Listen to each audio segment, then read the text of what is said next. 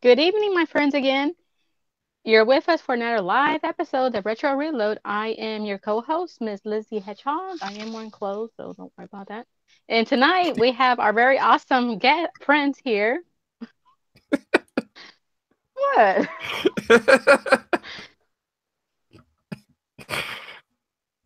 Nothing. Say hi. Hey everyone, Kyle here. Good to see everyone on the show again.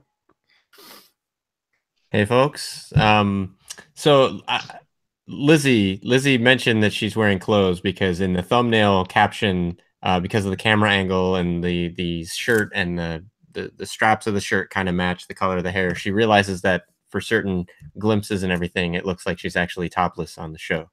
But she's not. So Yeah. I'm actually going to. So Kyle doesn't know I'm going to do this, and neither Go does Lizzie. topless. Neither does Lizzie Woo! know that I'm gonna do this. I'm gonna start the show on a tangent, but then I promise I'll come back. I promise I'll come back to the show. So Um, just to clarify, you're not going topless, Chris, right? I'm not going topless. Just to Okay, clarify. fine. So, but I've been following different folks on social media, and both on Facebook and on Twitter and YouTube and things like that, and I've been noticing some stuff going on that I think I need to like kind of uh, kind of step forward and like say something about. So, um, I guess just to be kind of blunt, if you feel that you need to, and by you, I mean whoever may be watching or whoever may be producing content, on social media and everything. If you feel that you need to, kind of destroy other people in order to elevate yourself, knock it off. Like really, honestly, um, it hurts me to see folks that are having a good time, posting some good content, posting reviews, opinions, playthroughs, and things like that. I saw one of my folks that I'm following on Twitter. She's actually started changing the clothing that she's wearing on her show because somebody called her a quote unquote tit streamer. Oh. She happens to have been blessed with a chest, and she wears clothing that feels comfortable to her, and she likes gaming, and I don't think it's her fault that horny men try to watch her show maybe for the wrong reasons. And so Mm. she's recently started wearing clothing that's more concealing of her figure and things like that as a way to kind of show that she's that's not what she's after, that's not what she's going for. Like, I mean, if I was a female right now and I was on camera, I'm just doing a normal medium shot, right, view of the Mhm. camera. But I'm not like, if I was a female, there would be kind of cleavage here, there would be like a chest there.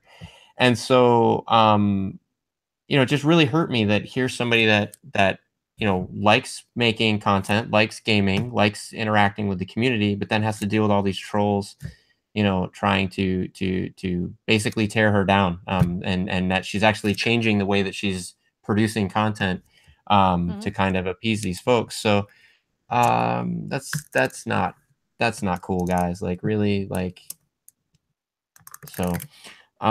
Anyway, I just want to kind of make that mention. I also want to mention Lizzie Mhm. and I almost met this weekend. We were Yeah. this close. We were this close. I actually had a I apologize, folks. I'm breaking the fifth wall here. You know about the concept of the fourth wall, right, Kyle?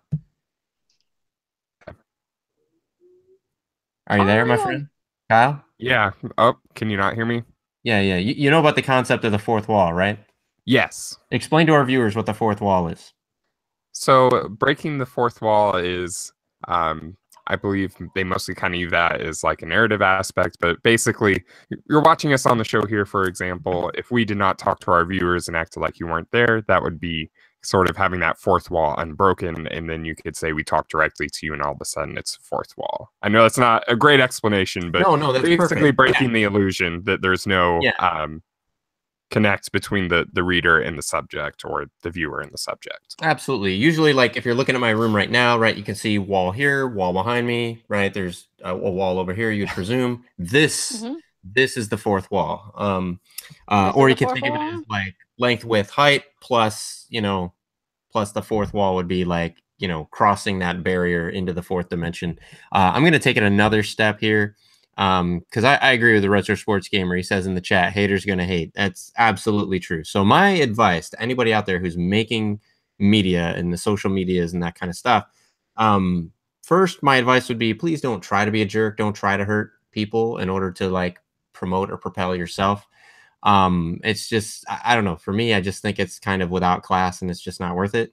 But I guess the second thing would be, if you're producing content on Twitter, on Facebook, on YouTube or whatever, and the trolls are coming out, don't change what you do, right, to cater to the trolls, right? Like, I know that it can be depressing sometimes and it can be a bummer. Like, you spend all this time, right? For some people, this is like their living, right? It's more than just like a hobby. This is what they do to kind of generate ad revenue, etc. I would say if you like what you're doing, and there's just a couple folks out there trying to get you down, or even if it's like more than a couple of folks trying to get you down, remember the fans that are there for you, the fans that enjoy you, the fans that look forward to your content, look to the people that support you even outside your fandom. Like, remember that you've got hopefully friends and family, that care about you. And it's not about the number of friends and family that you have that care about you. It shouldn't be about the number of fans even that you have. Do what you love, do what you enjoy. And when people are trying to tear you down, walk away and find those people that care about you. I mentioned, I'm going to break the fifth wall now. To me, the fifth wall is really like, the fifth wall to me is, if I may be permitted, I know we're a video game show, but if I can share with you what's in my heart right now. And I recently I didn't say anything on the social media because I didn't want the attention at the time. I still don't really want the attention. That's not why I'm doing this.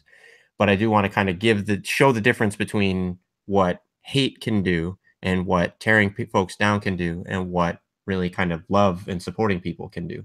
I lost my grandmother on Wednesday, and I found out Wednesday morning. First thing I woke up, there's a Facebook message from a member of my family. Grandma's passed away. And a whole bunch of my cousins and my dad and folks are heading out to my aunt's, because my grandma lived on a farm with my aunt. And I had to figure out, am I going to go? Am I not going to go? Like, it kind of like hit out of nowhere. And most of the folks that were traveling to my aunt's to be there were traveling there to try to be there in grandma's final days. They thought that they had enough time, and she passed quicker than expected. So most of these people are en route, either driving or flying. And so me, it's like, it's already happened, right? It's gone. I missed my opportunity. So what am I gonna do? So I went to work, and my boss was awesome. He said, do what you need to do. Take care of business. And so my boss work was absolutely fantastic about it. But I still didn't really know what was going to happen. And then they decided that night, well, so much family's coming out to this place. It happened to be Houston, Texas. So many folks are coming out there that we're going to go ahead and have a set of services here. And then we'll have a set of services back in New York, which is where all my family's originally from. And so basically at midnight, I decide I'm going to fly to New York. And, or not New York, I'm sorry, I'm going to fly to Houston. And, I kind of mentioned, again, I'm not mentioning it huge on social media, like what's going on or whatever. Like, I private messaged the group here, the co-hosts and everything, and said, hey, folks, look, here's what's going on. I just found out about this. We're not going to be able to schedule a guest or anything like that. I apologize. Not sure if there'll be a show, etc. And, what was really awesome is having your support, Kyle, right? Even just knowing that, like, okay, condolences, I'm sorry, that kind of thing. Lizzie, you were really a nice support. Like, when I arrived at Houston, I didn't, I booked the flights last minute. I'm renting a car. I don't know the roads. I'm like, I go from being fine to being a mess. Like, so I'm kind of like texting Lizzie, like, hey, like, how far do you live from Houston? Trying to figure out, like, because I'm only gonna be there for 2 days. Like, should I stop? Should I visit you? Like literally at one point I was like 20 minutes, I think, away from where you live, Yeah. like a 20-minute detour. And I just couldn't, like, honestly, I didn't want you to see me. I didn't want you to see me that way. I didn't want you to see me that kind of upset. But at the same time, I appreciated the hell out of knowing like that you cared, that you were there, that you Mhm. were responding on the text. It really kind of helped me. It was nice knowing that like if I did get totally lost or if something like went crazy, like there is somebody that I know, that I know that's there. Um, the So I ended up, going, visiting with family, and without getting too much into it, I don't have like the picture perfect family. I don't think anybody has the picture perfect family, to be clear, but but we definitely were in a place where we had to work through some stuff. Some of us, at least me, Mhm. and that's part of what made it hard to go. But having the love and support of my friends, I knew that even if I went there and maybe it turned out to be the wrong idea, maybe I could call up Lizzie and be like, "Hey, like for a day or two, want to hang out?" Right? It turned out Yeah. coming out here was like a total mistake. But fortunately, it ended up being an excellent opportunity to meet friends and family I hadn't seen in some cases like 25 years, and just all the family drama and trouble and everything just became like water under the bridge. We all knew that we were there for each other. And what was cool is we weren't there for each other, like sweep everything else away and pretend like it didn't happen. Like I legit, sat with friends and family there and talked about stuff that had been weighing heavy on me. And they talked about that, opened a path for them to talk about things that have been weighing heavy on them. And we got through a lot of stuff. I almost feel like I lived the last 40 years of my life again in just 2 days, which was kind Oh, of jeez. no, yeah. I mean, I came back, I was exhausted. I legit almost busted down crying in the Houston airport on the way back, not because I was sad at the loss of my grandmother, but just because I felt so much love and support from my friends and my family. And I thought about how fortunate I was that I just couldn't, I felt like I couldn't contain Mhm. it all. And what was amazing is what that did to me. Like I saw people on the plane on the flight back differently, just random people. I saw them differently. I interacted with them differently than I normally would. And I think it's because, I've been reading this book. The book is called Real Love by Greg Bear. Greg Baer. But Real Love by Greg Bear. And he says that if we don't feel loved, then we can't give love to other people. We can try, but we're not really going to be terribly successful. And so he encourages us, to still try to love people and try to identify when we have this like lack of love in our lives. Mhm. And he goes on in the book. It's a really good book. He talks about things that we commonly do to try to acquire love that ultimately aren't going to be satisfying. Like we could try to Mhm. get things, we could try to defend ourselves or protect ourselves, right? Say, oh, I don't need love, I don't need people to care about me, I don't need anybody, right? I'm a strong person, right? We can say all these things and we can kind of lie to ourselves, and you know, eventually our pride wears off and all this other stuff, and these Mhm. different things that we try to get, right? Getting video games, getting, a pinball machine, having a show and getting likes and getting subscriptions. At some point you kind of realize that all this stuff is ultimately meaningless in the grand scheme of like the void, right? A lot of us, I Mhm. think, at least I hope I'm not the only one like this. Like for a while I've felt that there's been this like gaping hole Mhm. inside of my soul, if you will. And I've tried to fill it with a lot of things. I've tried to fill it with money, success, video games, all that kind of stuff. I got married, right, to my lovely wife, whom I do love very, very much. But there was a period of time in our marriage where I felt like she was supposed to complete me. I mean, you've heard that saying before, you complete me, Mhm. right? That kind of thing. You make me whole. Folks, that's such a bullshit statement. Like we shouldn't be looking. No, I'm serious. Like how unreasonable is it for me to expect that one person can make me complete?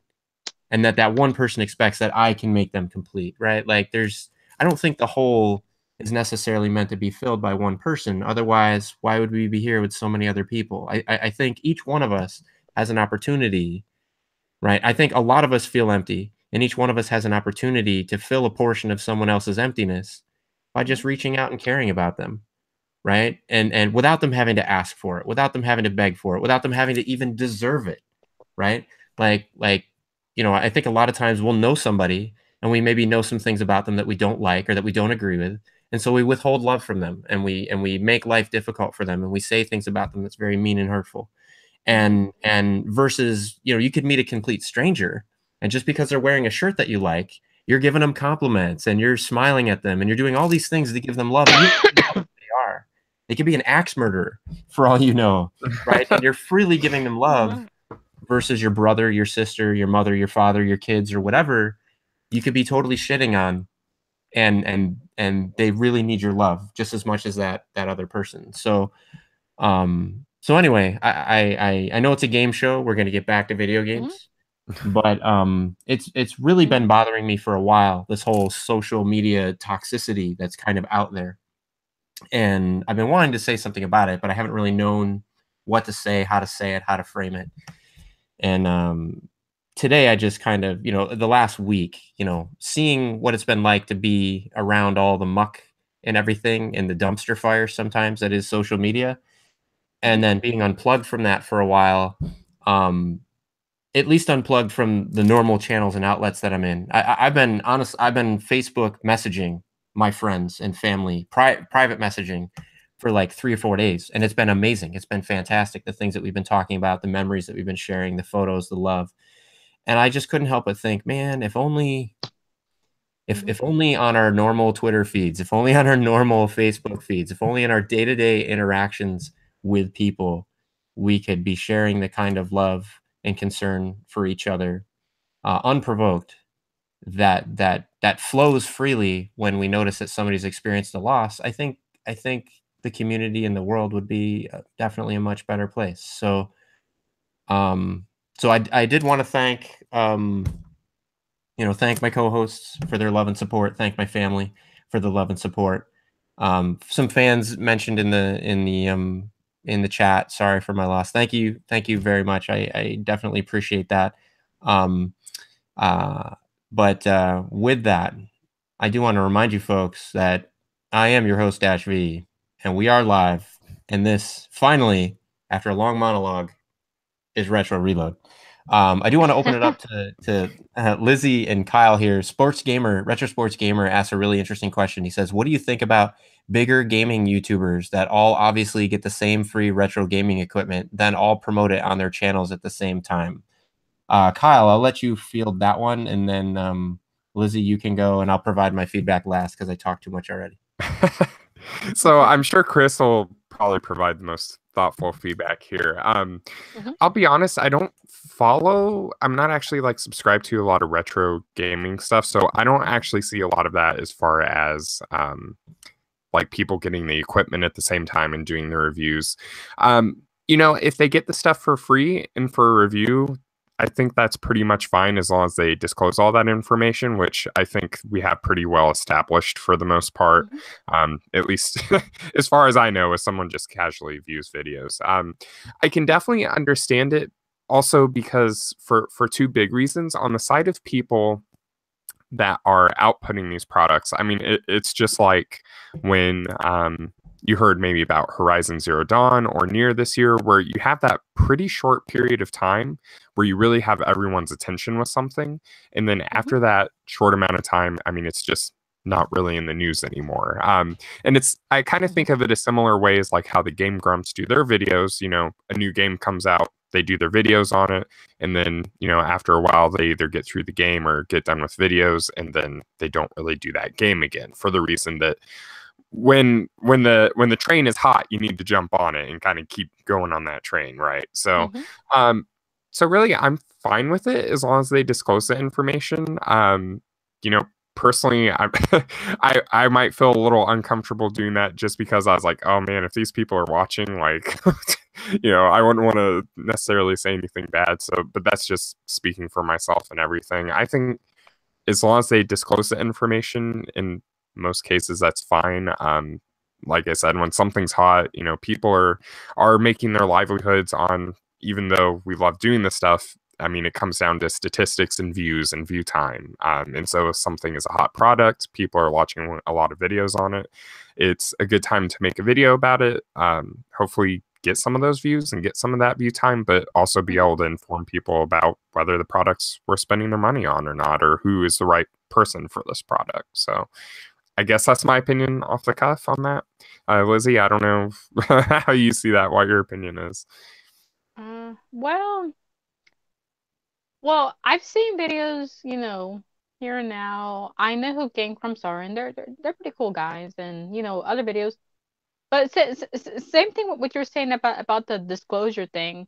My thing is that as long as it doesn't go to your head, like for example, those people who get products early from Nintendo and they're showing it off and they're bragging and they're playing the game, or the little pieces that Nintendo allows them to play. You know, it's for me, it's kind of like a double-edged sword thing. 'Cause it's like that's awesome. You got it early. You get to show it. But unfortunately, it goes to some people's heads. Cause I mean, for me, for example, I mean, look who I love. I mean, pretty much. I mean, all this is pretty much like free advertisement for Sega to say, she loves Sonic, and she's gonna say good things. But to be honest, may not always say good things about the games, because not every game Sega makes about Sonic is great. I'm gonna be honest about that right now. What? So Oh my no, goodness. they're not. Trust me, they're not.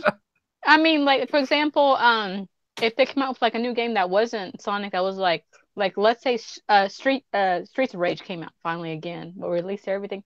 I would love to view that, but I'm not sure if I'm the person that they would want to view it and talk about it, because my feelings might be mixed. Because I'm probably gonna be more honest with you and say, I gave it a try. I didn't really like it.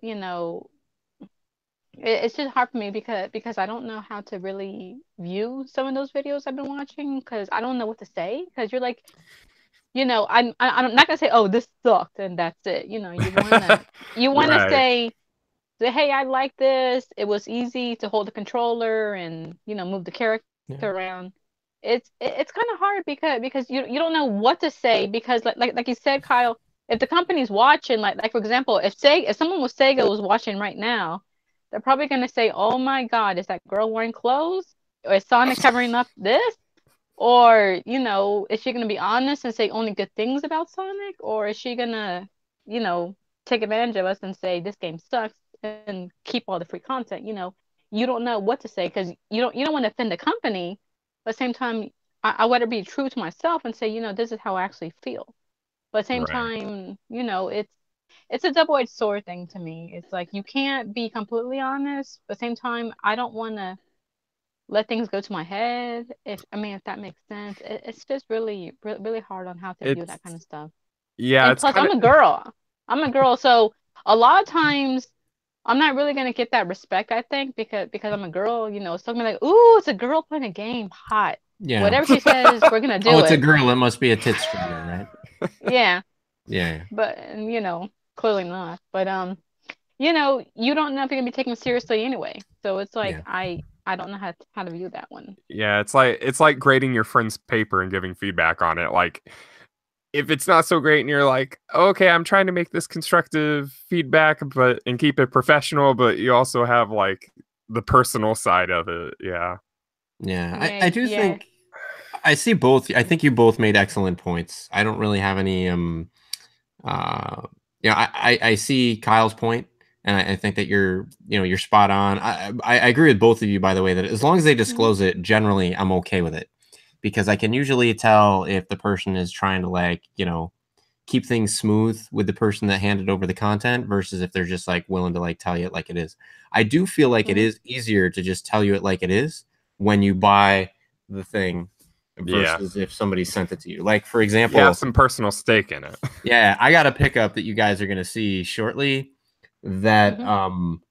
the game is amazing, but holy freaking cow, Like entire games have been created and released, right, in the time that it took just for them to take an existing game that already exists and make a physical copy of it. Like it's kind of ridiculous. And I'm not worried about them coming and taking away my copy or anything like that, right? Like there's been other things where like I bought the product and I try to make it a point. Look, I bought this product. I paid for this product. And I think, when you have your own skin in the game, to kind of Lizzie's point, I agree. Like there's been times when a company has offered me product, in order for me to stream it or play it or whatever. And for me, like one of the things that happens to me is I get a product and let's say I get it early and it has some issues or some problems. And, part of me wants to be like, oh, I can't tell you how many scoops I've had on something where I was just like, I sit on it. And the reason that I sit on it is because like, hey, I really appreciate you got me this thing early, but it's clearly not done. It's clearly not ready. And if I give my honest opinion on it right now, it's going to be like, this will be a good game, or this has the potential to be a good system or something like that. And I don't want to your point, Lizzie, like on the one hand, like, I don't want to throw that company under the bus. But I still don't know, like for me, it's more like, how honest are they being with me? You give me something prior to launch and you say you're still working on the firmware. Well, like, are you really still working on the firmware? Or are you just telling me that so I give you a pass on some of the bugs that I encounter as I'm trying to actually use this thing? And then I give my piece, my feeling, and maybe I water down some of the issues, and then only to find out like you'd never fixed a damn thing, right? Like the firmware release didn't do jack for the problems that I had that I mentioned. And now I got to do a follow-up, but unless I'm going to completely pull the first video, right? Now I have to expect somebody's going to watch the initial video and then watch the follow-up to where I can say like, so I just don't post anything. And what's devastating for me is like, I spend the time looking at the product, reviewing the product, coming up with what I'm going to say. And then, like you say, I'm conflicted. Like, I don't know, do I release? Do I not release? Do I mention this? Do I not mention this? Right? Like, I don't want to mislead anybody and have somebody go, oh, DashV's full of shit. Don't trust him because he's shilling for company XYZ. Like, but so what's much easier for me is when I've purchased the product, right? I spent my own money. I took my own risks. I'm waiting just like everybody else. The thing that sucks is, to Kyle's point, I miss jumping on the train when it's hot, right? And instead I end up being one of those me too. And the ratings and the follows and all that other stuff and the likes I end up getting me too level following, me too level likes, me too level, ratings versus being the first person there. Like in some cases, literally I've had the device like 3 months ahead of launch, or I've had the software, when it was still in, closed beta, but I can't bring myself to actually say anything about it because I'm hoping beyond hope that they improve it before it launches. And it has happened sometimes, by the way, where had I given an early launch and said, hey, this whole thing is a burning mess, right? I could have potentially damaged the game or the product when what they ended up shipping or the day one patch ended up being awesome. And in fact, I even see Game Informer has this problem, right? Like I've noticed in a couple Game Informers where the review that they do, this has actually been really bizarre. Like to see a follow-up review in Game Informer that says, hey, 2 issues ago, we reviewed Mega Man Legends and said XYZ. Now we got to say, like, we've been playing with the latest patch and things are worked out, etc. Blah, blah, blah. I mean, they don't give you like a full-blown review. So I still don't know, like, did that turn it from like a 7.0 to like an 8.0, or is that like a 7.0 to a 7.5? So I don't think that YouTubers are the only ones having this problem. I think part of this is the fact that software's never finished. And since a lot of our hardware, the consoles, are driven by software, even some of the hardware that we're getting is, quote, never finished unless the company just gives up on it. So, but I know I feel a lot more comfortable sharing my opinion and being open and honest about it. If I spent my money and I don't like it, screw you. I'm going to say, like, I spent my money, I don't like it. If I spent my money and I love it, I'm going to also say that too. But if you give me a product that's almost like, it seems cool because like I get the product, right? But then at the same time, it's like I want to be honest to the fans. So generally speaking, as long as the people say, hey, look, I got this for free, you know, I can weigh their review with a handful of other people's reviews and kind of decide. I think it's obvious by now that I'm not like a launch window purchaser, generally speaking. So, but I mean, case in point with the Switch, right?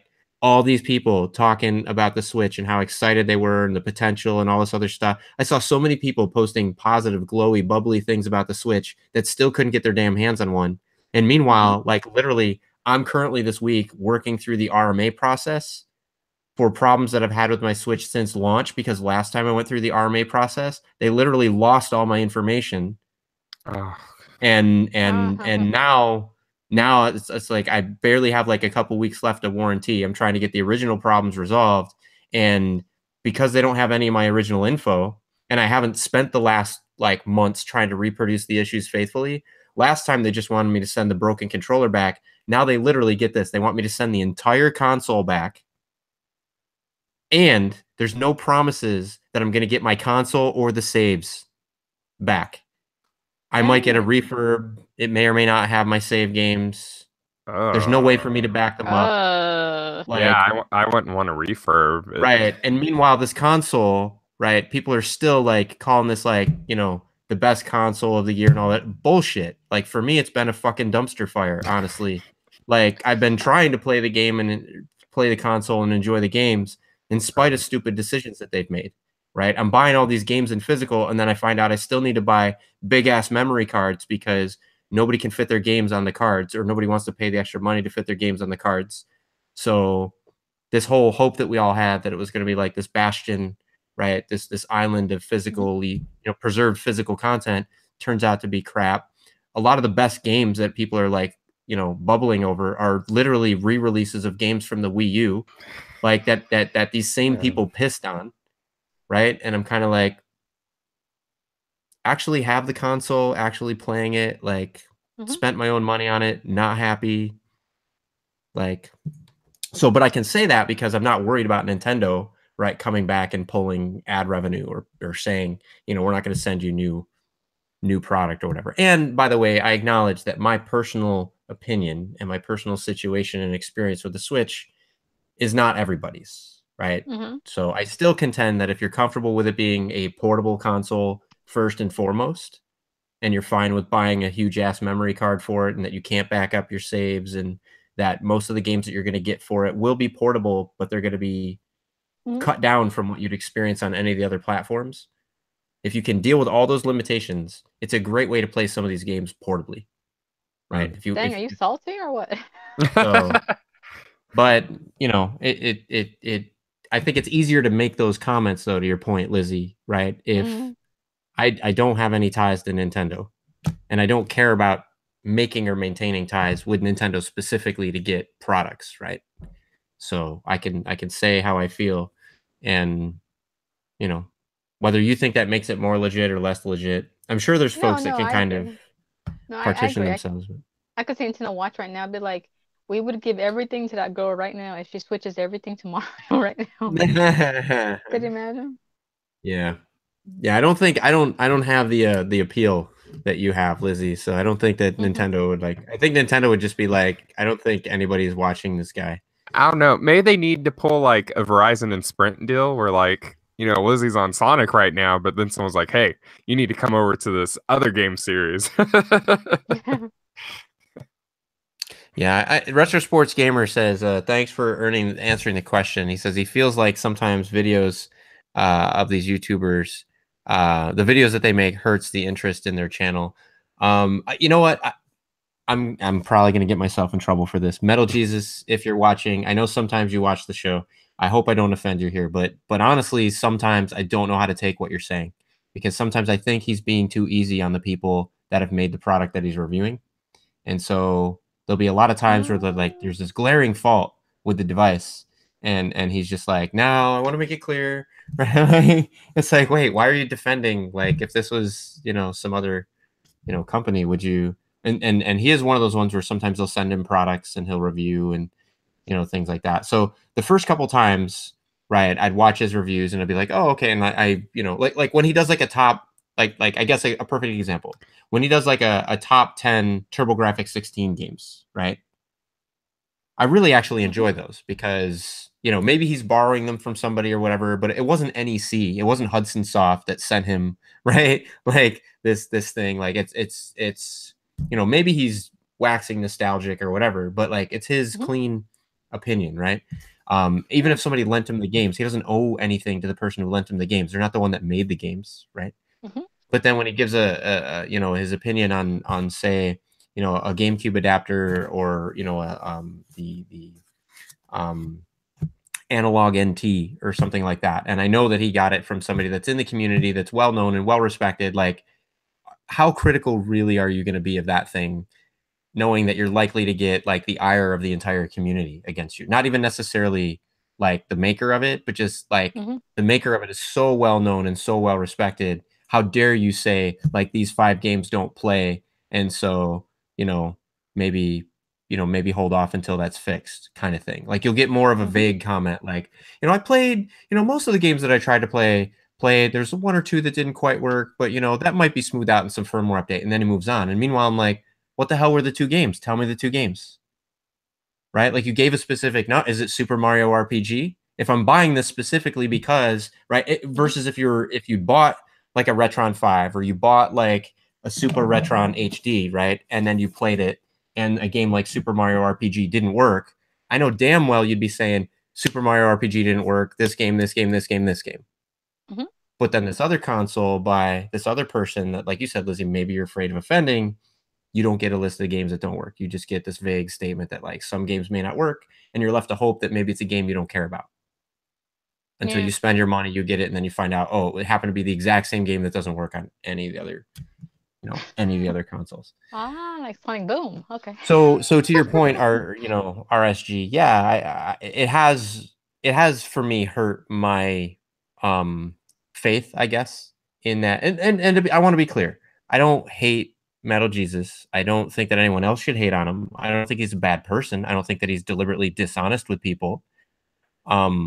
But I do personally, like when I know somebody's gotten this, right? And or even if it's not like they got it for free, like even if I buy it, but I'm like closely connected with the person or the community that it came from, how critical, how objective can you really be? So I kind of discard the objectivity sometimes with some of these folks. Yeah. Well, and even sometimes avoid the review because it's like, oh, okay, he got it in from the company. Yep, not going to watch that review. I'll go find somebody that bought one and see what they think. Yeah. Well, we can definitely connect this to our pickups if you want. So yeah, let's go to the pickups. What do you got, Lizzie? What's on your mind? Okay.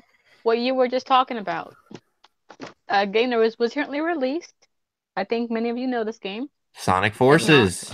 Yes. Well, I seem to recall you not being a fan. I am not a fan. I bought it only a simple fact that collection, there's a reason why. Won't touch it, won't play it. But it's collected. This beautiful thing came from GameStop. It was a GameStop exclusive, also exclusive to Think Geek. But this one never came out of the box. So for obvious reasons, it won't come out of the box. But this game just had a lot of broken parts from what I read. It wasn't a very good game. I've only seen the reviews online. That's all I'm going to say is I'm not supporting the game. So that's basically going with that. It's my own personal opinion, my own thoughts to say, you know what? Something cool didn't happen. That's why I'm not supporting the game. If you want to know why, ask me privately. I won't talk about it here. Out of complete respect for Sega, no. So no. But yeah, Lizzie's definitely got some strong opinions on that game. You got another pickup coming up, though. I have a feeling. Yes, I got tons. Hold on.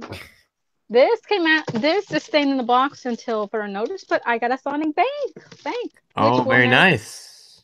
Is that modern or classic? I can't tell. This is modern Sonic. Modern Sonic has the green eyes. That's the tell, folks. Modern Sonic has the green eyes. Yes. Also, Funko Pop has been releasing the Sonic figures. Unfortunately, I am waiting on Dr. Eggman and the other ones, but I have the Hot Topic exclusive. Shadow holding the challenge. Hot Topic. Yes. I've got the Toys R Us exclusive, which is a glow-in-the-dark Sonic holding a ring. Oh, nice. Oh, So I'm really happy about that one. I also got the GameStop exclusive, which is Supersonic.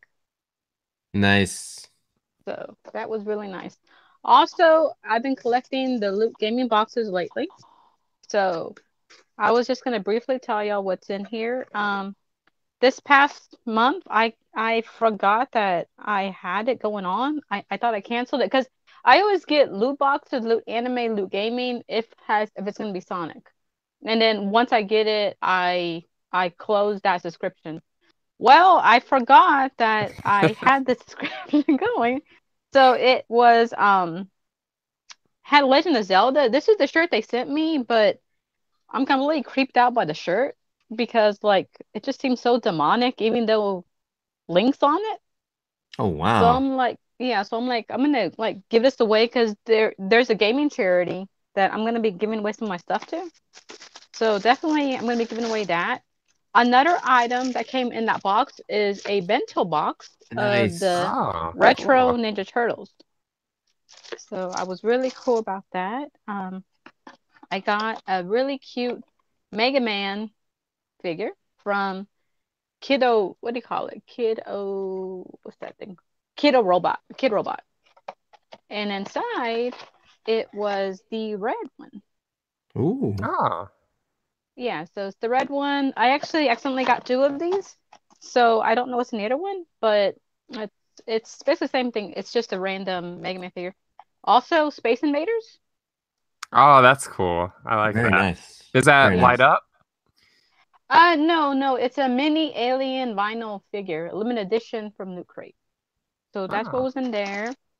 Also, I got a lanyard of Mega Man. That's what was in there. So this is still in its packaging because nothing ever comes out. That's most of my stuff is. A Legend of Zelda wristband. So that's what was in here. Also, Nice. So when you go running. yeah, when you go running, you can think of Link. Also got a Ninja Turtle pizza pin. oh, So okay. and they also give you a poster. And since the main thing was Mega Man, let's see if I can get this poster taken apart. Well, shown correctly. Because on the back it shows you everything you have. But it's a really cool looking Mega Man poster. That is an awesome looking Mega Man poster. Cross generations. That's pretty cool. Oh yeah. And I also got another Loot Crate box. It's not what do you call it? This one was Loot Anime. I'm a little disappointed because the main thing I wanted was Sonic, but I was kind of disappointed with it a little bit because I was like, okay, that's it. But it's a really cool figure, and I've seen them being sold on eBay, so apparently it was pretty popular. Nice. It Whoa. is Shadow. And when I took a peek at him inside, I was like, okay, let's see what makes you so popular. Apparently, it's a really cool looking figure. That's pretty Oh, cool. wow. Yeah, that's a Yeah, nice one. yeah, and he has like he stands on a golden base on him. Hmm. So that's what came in for Shadow. The other stuff was mostly like an anime thing and like an anime T-shirt of an anime I never heard of. So I was like, well, the shirt's too big for me. So I'm like, okay, Oh, this is gonna Steins be Gate. Yeah. yeah. So it's a medium. If anybody wants it, they can have it. I think And then Chris would there's look good in that. Medium's gonna be but too small for me. I'd have to give it to my son. Give it to the okay. gaming charity. You Give could it you to the could just gaming make charity. like a crop top out of it, Chris. Let people see my And pierced belly button. there you go. Like this Loot Creamy box actually I was so happy for the obvious reason. Check it out. Oh my Whoa. goodness. The Oh, I Earthworm Yeah. forgot Jim, they obviously, right?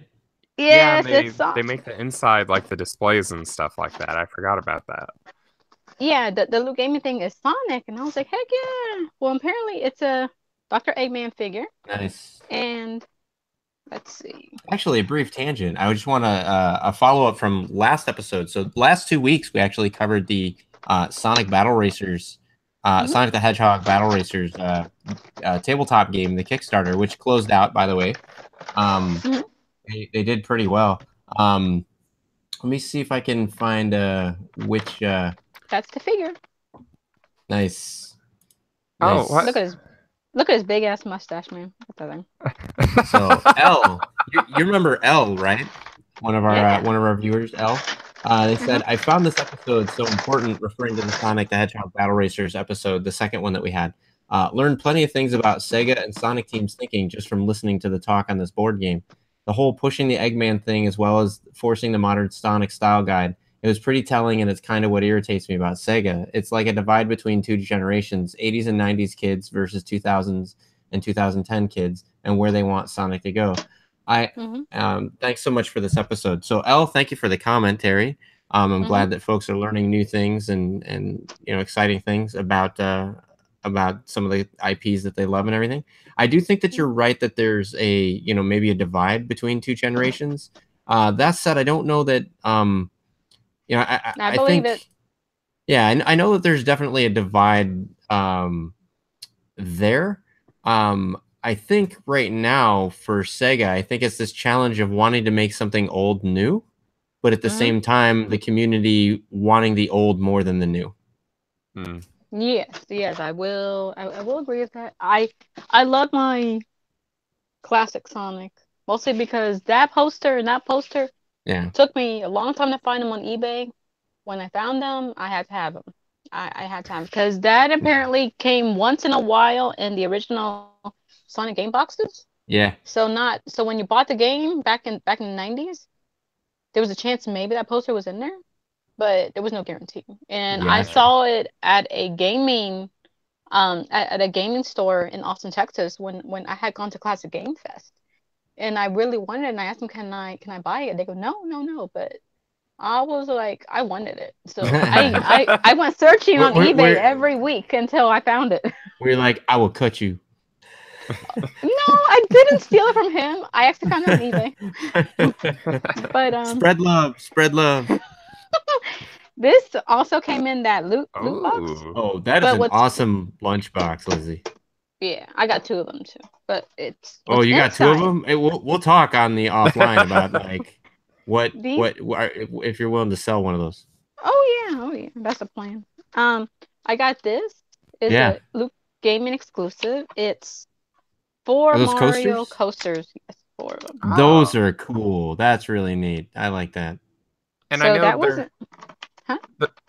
They're not those coasters, but I think you can buy some different Mario coasters now too, as well. Just in case anyone's interested in those. Now, is that this month's loot crate? That way, if people want to buy it, they can get it still? No, it was last month. But if you go on their loot game, the loot vault section of their website, a lot of times they're selling that stuff. Because for example, this boss battle thing.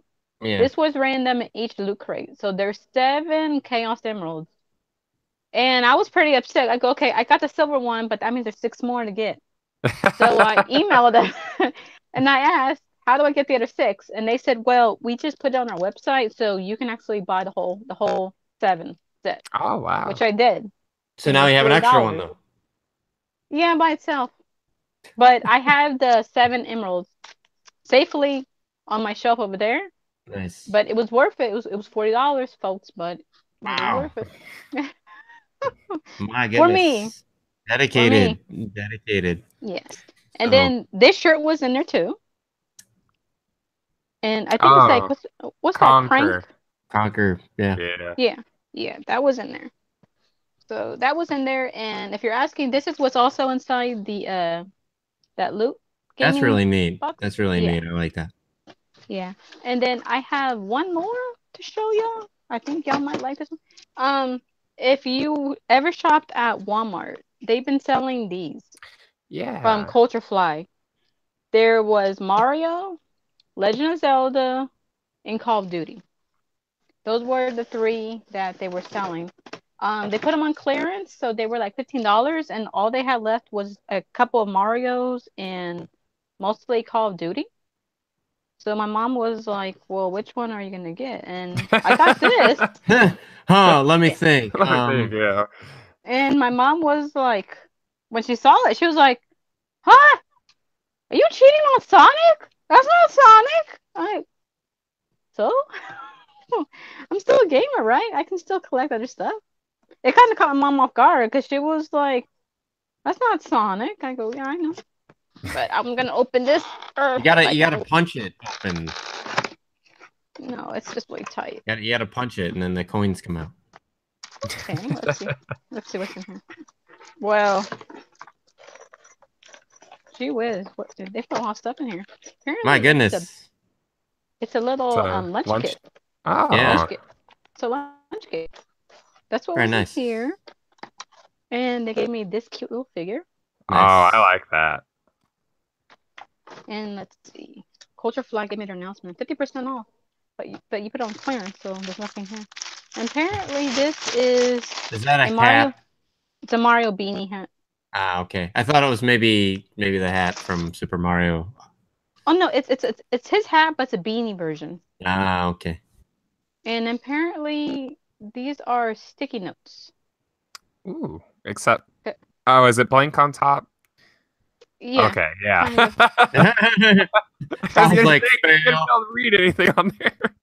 You can't sticky notes that you can't write anything on. Fail. It also came with iron-on patches.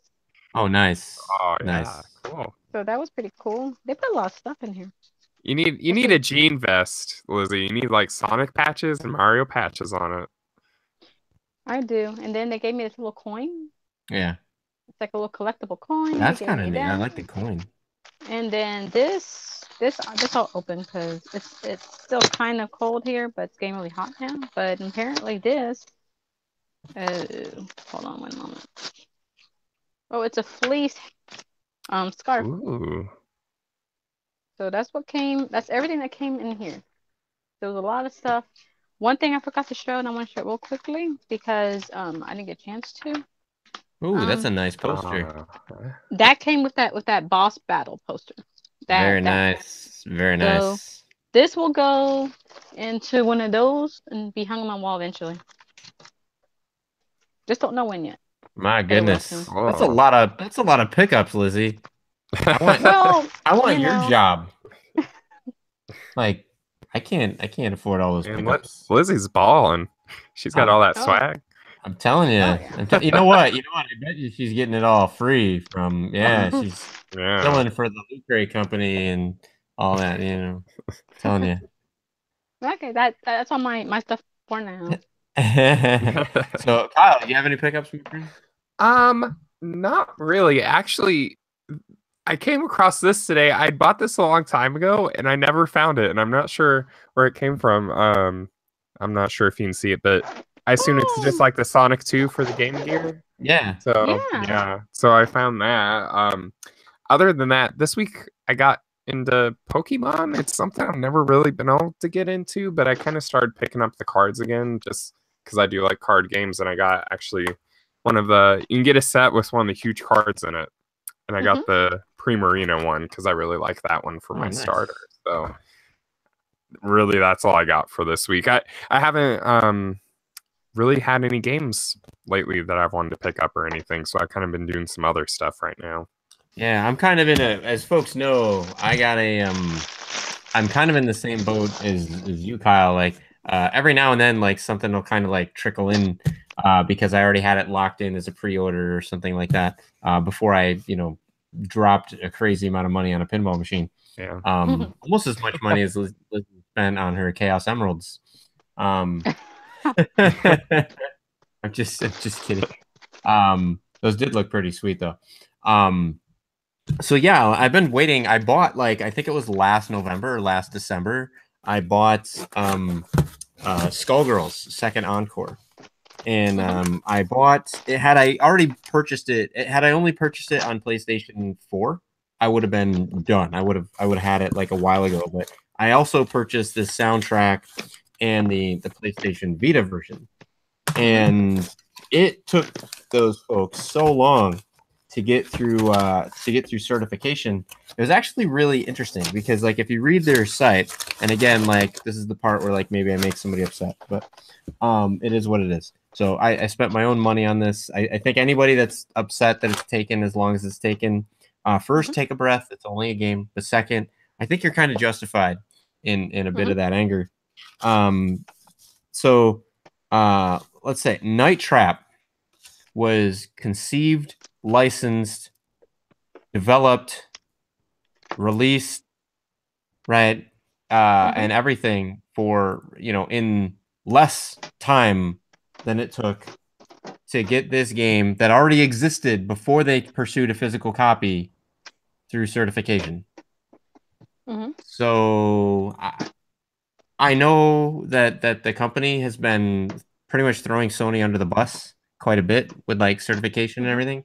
But if a brand new developer, right, who's never written a PlayStation 4 or Vita game or whatever in their life can get an SDK, create a game from scratch, release said game through the certification process, etc., right? Like, I don't understand how a whole team took like a year to release a game in physical form that already existed in digital, like for years. Like that kind of baffles me.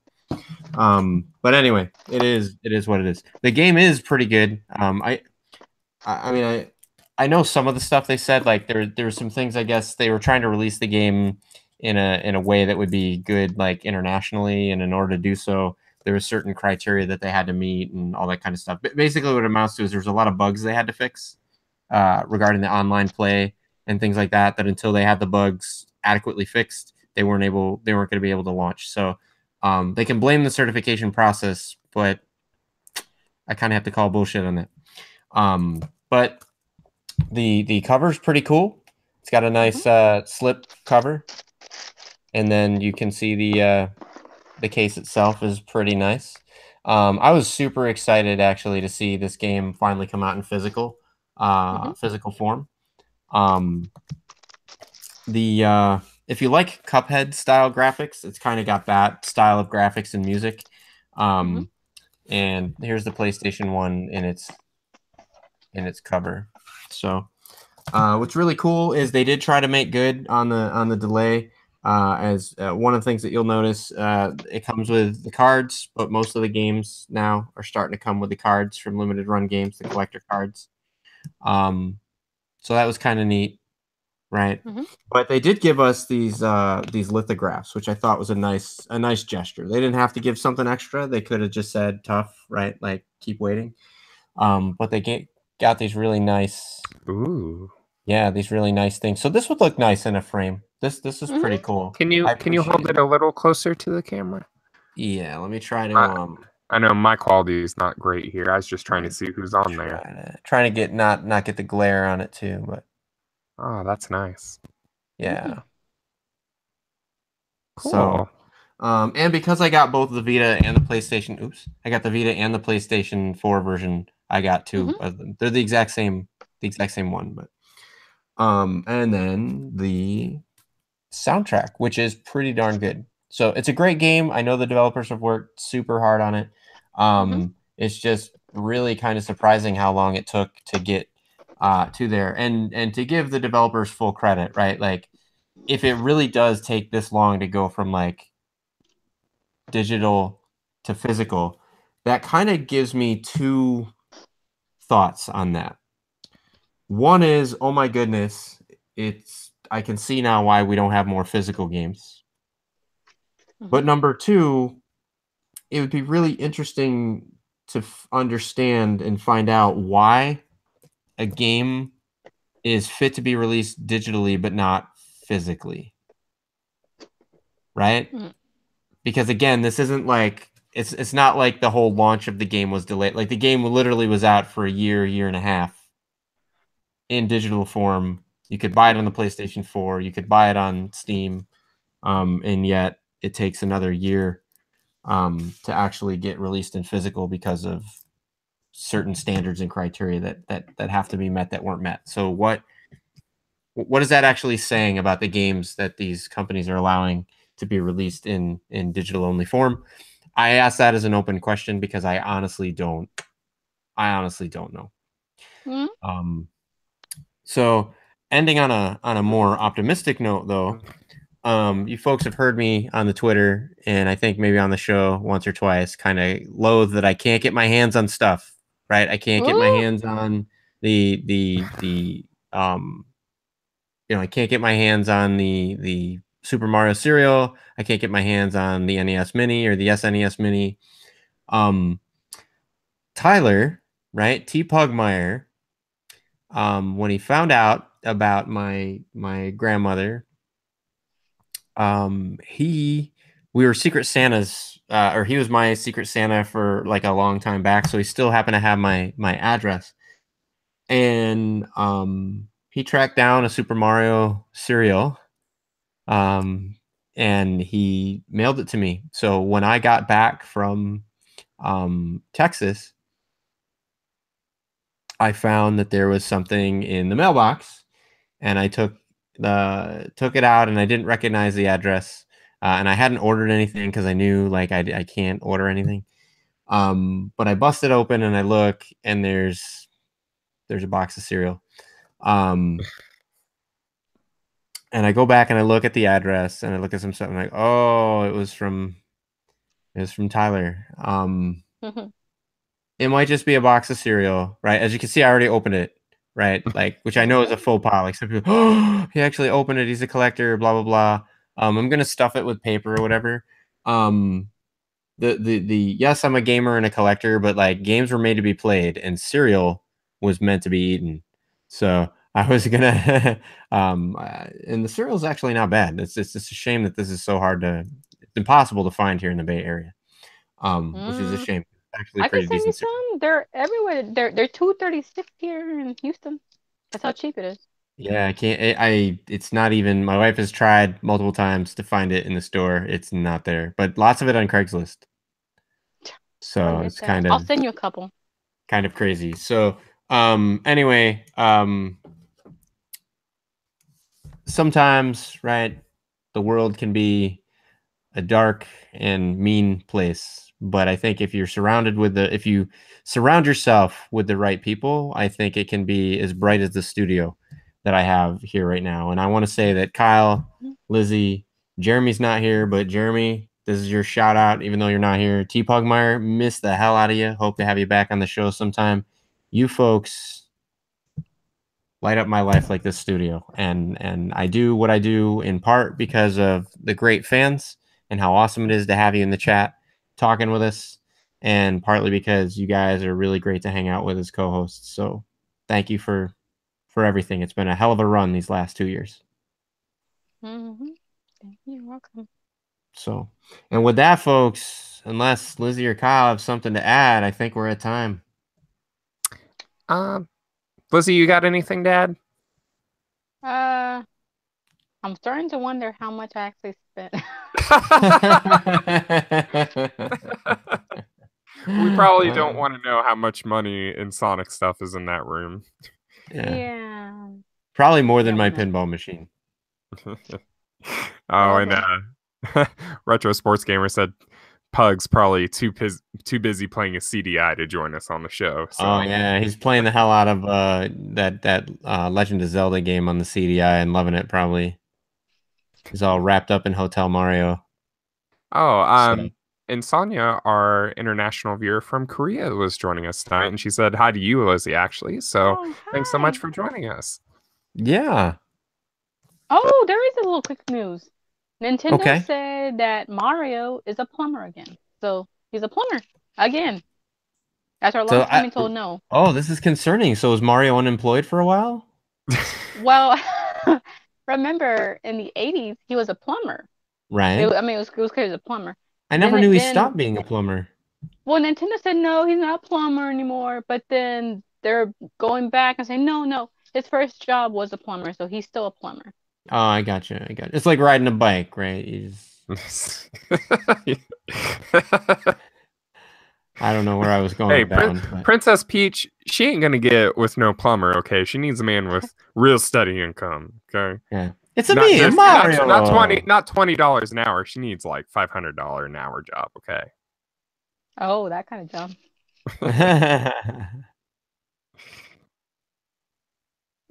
That was too right. Cool. So, folks, there you have it. Mario's a plumber, and I love you all. So, this has been Retro Reload. We hope that you'll tune in next week. I promise not to break the fifth wall too many times. I apologize if I made anybody uncomfortable.